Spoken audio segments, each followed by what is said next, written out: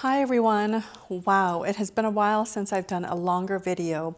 Welcome to Paulina's Global Flavors. Tonight I'm going to make something fun.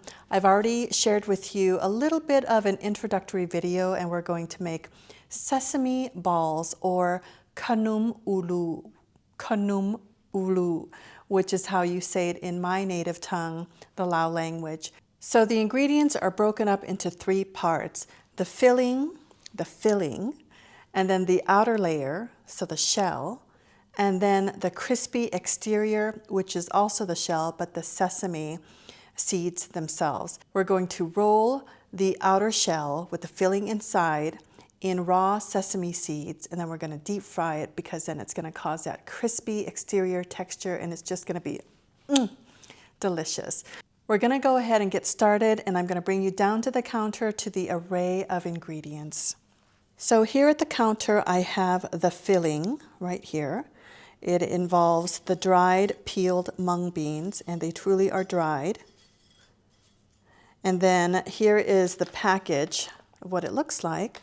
So peeled mung bean, and I basically washed them in water and rinsed, washed and rinse. And I did about 7 cycles, so that way the water is clear. Because when you first wash it and rinse it, it comes out yellow because, well, the beans are yellow. So you want to wash that all out until the liquid runs clear. And you'll want to soak this overnight is best, or at a minimum 3 hours in warm water, and the seeds or the beans will double in size. So these have been soaking for a while. And then, of course, coconut slices or shaved coconut. This is unsweetened coconut string or shaved coconut, and I got this at the Asian store. So I have a 1/3 cup of shredded unsweetened coconut. I have soaked a 1/4 cup of the dried mung beans, and they'll double in size, so this will be about 1/2 cup. I have 2 tablespoons of sugar, and then a pinch of salt. So we're going to come over here. I've got my handy dandy gloves for mixing the flour combination. So I have dried potato flakes here, which will add hot water just to congeal it. And then I have glutinous rice powder and regular rice powder. You can even see the difference. And then a 1/4 teaspoon of salt, and then 3 tablespoons of sugar. And this is the packaging of the glutinous rice flour, and then the regular rice flour here. So different packaging, different kinds of rice powder. And then this is, again, just mashed potato flakes. They're dried. And we'll just add water, hot water, to congeal it, and then we'll mix this later. And then the outer shell, once all of this is mixed, we're going to roll the sesame ball. Well, we're going to roll the ball in raw sesame seeds. So this is the packaging here. White sesame seed, meaning it hasn't been toasted or roasted. You're going to need lots and lots of vegetable oil, which I have behind me, oil in the fryer, and so let's get started. I have a saucepan right here, and I'm just basically going to dump all the beans in here. And we're going to go over to the stove and boil this. I would say we're going to boil it, since there's not a lot, it's 1/2 cup of dried beans soaked for about 3 hours. And we're going to boil this for maybe 8 to 10 minutes. And we're going to watch it so it doesn't boil over. But the purpose of boiling it is to tenderize it to the point where we can then mash it like mashed potatoes. You can mash it very mashy, like mashed potatoes, or you can mash it to a coarse consistency where it's kind of chunky because you like that bite. And then we'll add the other ingredients, so the sugar and the salt and the coconut, and that's pretty much it. So let's come over to the stove. I'm here at the stove top and my beans have already boiled and they're cooking and the water has reduced. So I'm just going to add a little bit more water and stir, and I think in a couple of minutes it'll be done. So you'll want to stir the beans just to make sure, and you can do a test of the beans by putting some between your fingers and just feeling it, mushing it. If it can mush well, then it's pretty much done. If you like it more mushier, then obviously boil it for maybe 2 minutes longer, and then it's pretty much done. So about 8 to 10 minutes, and it's pretty much ready. So now we're gonna just basically test the doneness of the beans, and be careful because this is super hot. Ooh, see, that's perfect. It's done. Now that the beans are done, I love the consistency of the beans. I'm actually going to drain it completely. So I'm going to use my pho drainer, and just pour it in here and just let the water completely drain out. Otherwise, you're going to have completely mushy beans, which you don't want. So we're just going to drain it, and then we're going to start mixing it with the sugar, the salt, and the coconut. We'll let it sit to cool.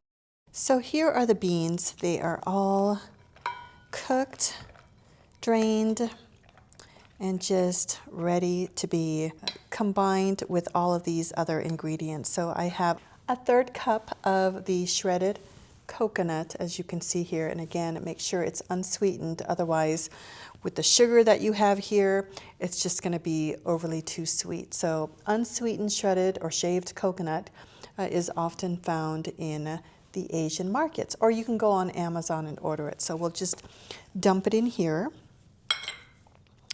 And then I've got 2 tablespoons of sugar and then a pinch of salt. So we'll just dump it all in here. Oops. Here we go. We're just going to mix this really well. Now, the shredded coconut is a little bit dehydrated, a little bit dried, not all the way, but it'll rehydrate and it will soften because the beans are still wet. Even though they're drained, there's still a little bit of water in them, but that's okay. That is perfectly okay. We want it to combine well all together with the ingredients, the sugar, the salt, the mung beans, and the coconut. I can smell the coconut, coconutty, mung beanie. It's just going to be good. And that's okay for the consistency because we're going to form them in little balls when we're ready. But for now, they're going to have to cool a little bit. I can feel on the bottom it's a little bit warm, and that's okay. But I'm just going to pack this down a little bit. Now, do you need to pack this down like I'm doing here? No, not necessarily, because we're going to take little bits of this and we're going to form them into balls. I would say the size of a tablespoon or less. It just depends on how big of a sesame ball you want to make. But there you have it. So we're going to set this aside, and then we're going to make our flour mixture. Okay, I am back in action, and I'm going to put on my beautiful rubber gloves just because I don't like touching food. Down here at the counter, I've got my mixing bowl, and I've got all of the other ingredients that we've covered. So again, the mashed potato flakes, and of course I forgot the baking powder. To forget is to be human, and I'm only human. So we're gonna do half a teaspoon, if I can get half, of baking powder. We'll just put it in there. Now, to get the mashed potato flakes liquidy, we're gonna need not warm water, not cold water, but hot water. So I have prepared my kettle of hot water, and we're just gonna put enough in here just to congeal the potatoes, right? So I would say that was probably not even a quarter cup. So we're going to add just a little bit more, like that.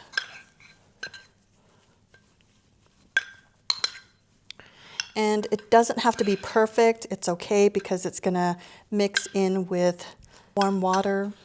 So I think that is good right there, right? Very sticky.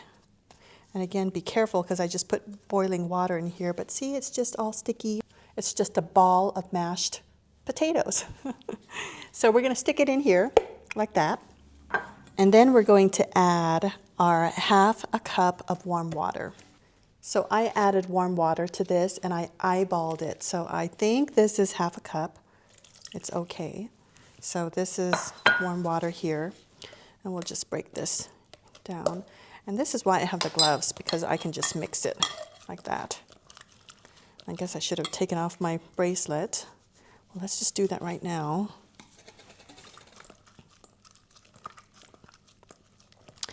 And it just looks like you're making porridge right here. And if you have a beater, you can use that too, but you know, my hand is already in here, so that's what I'm going to use.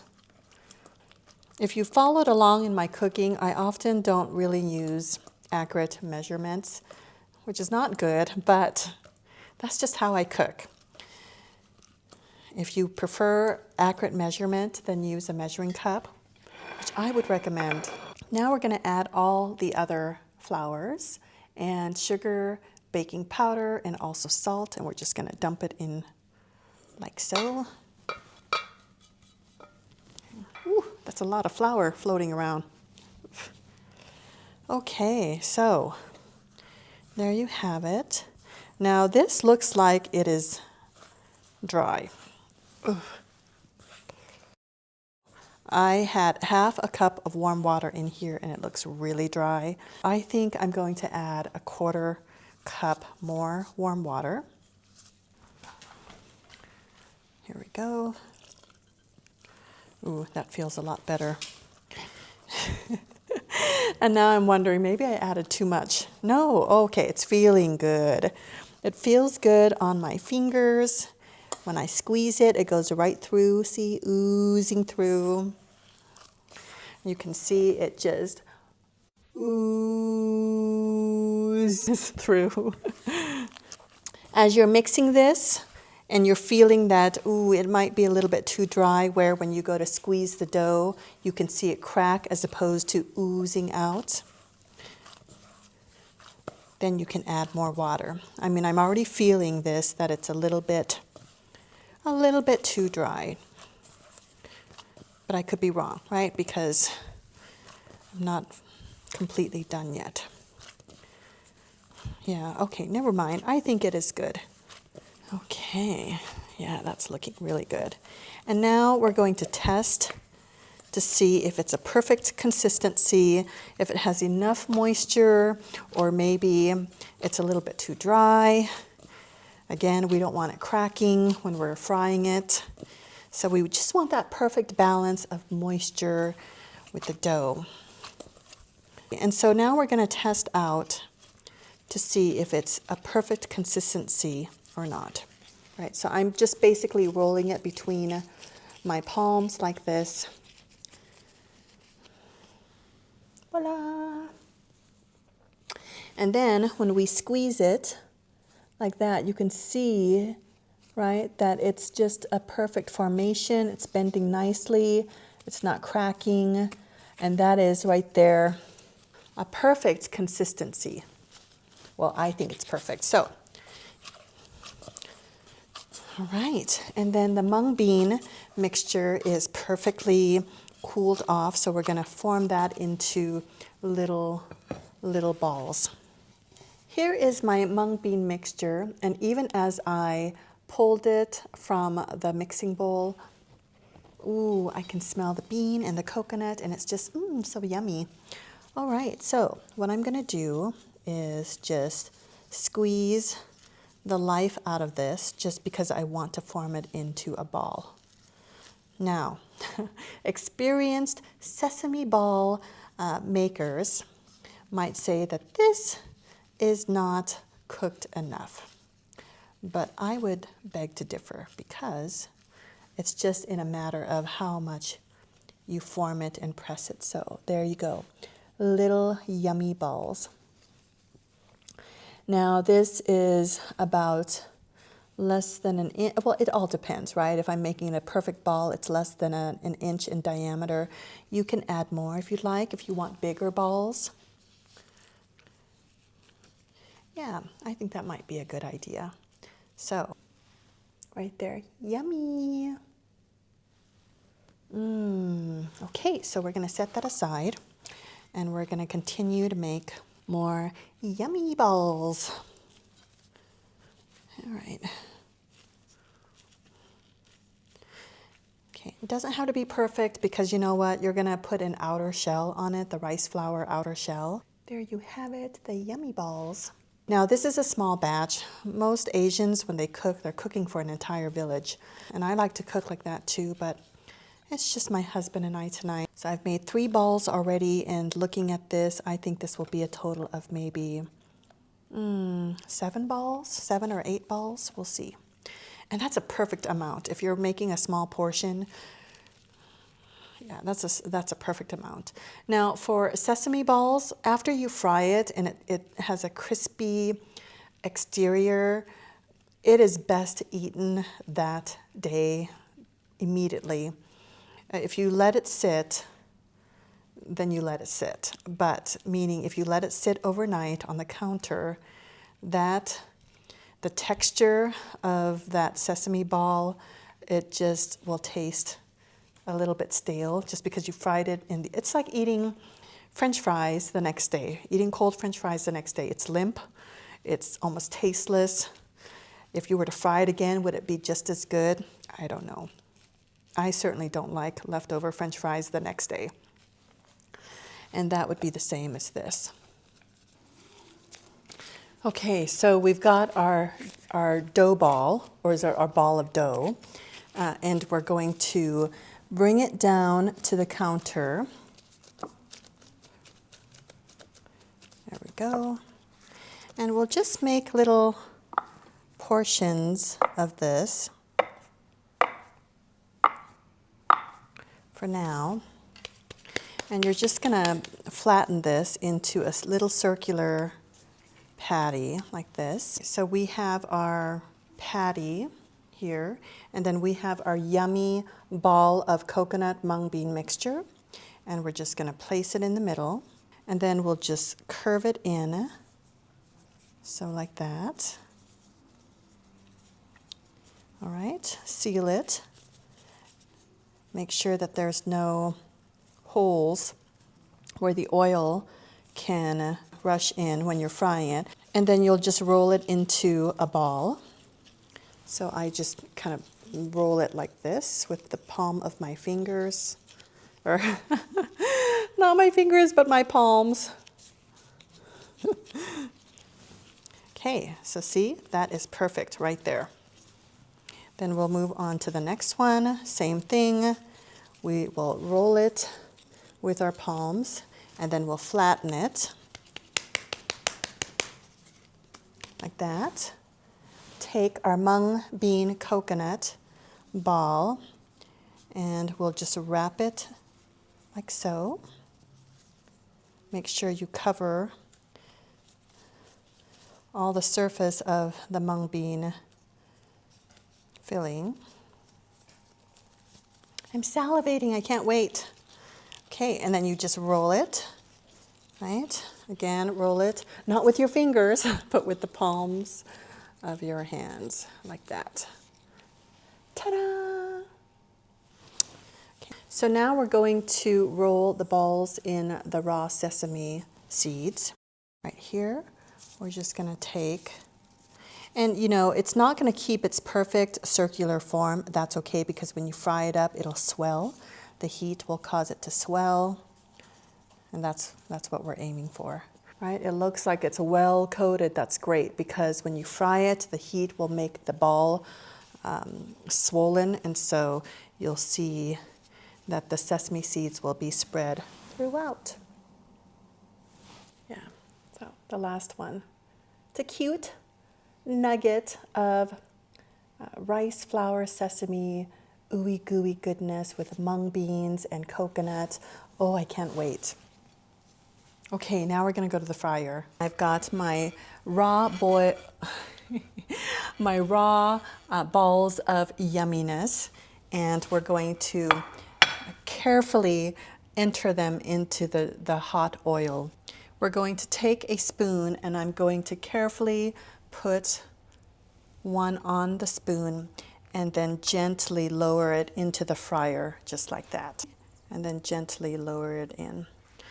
Right, one more raw ball of yumminess into the hot oil.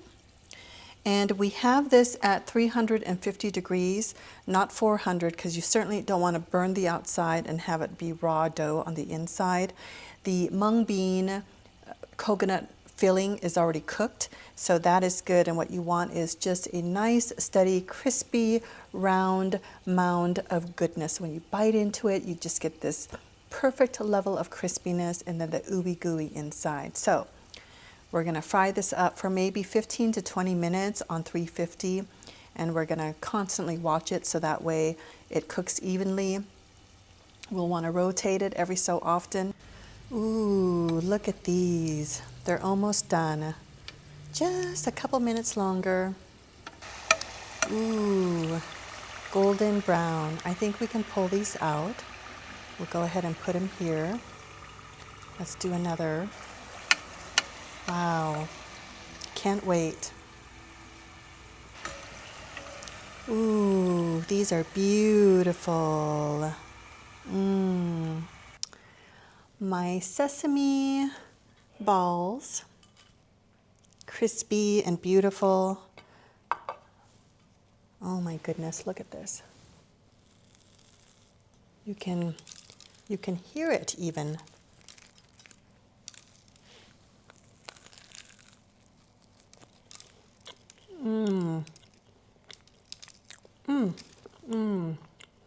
Perfectly crispy, delicious.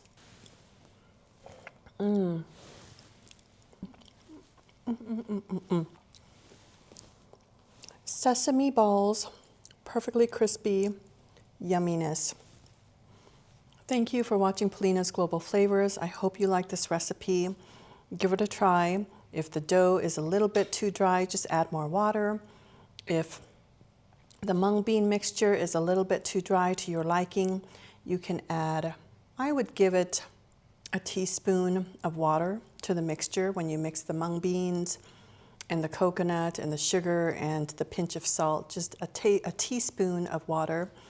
You can also add half a teaspoon of vanilla, and that would just give it that vanilla, coconut, mung bean essence, which would be delicious as well. Have a good night.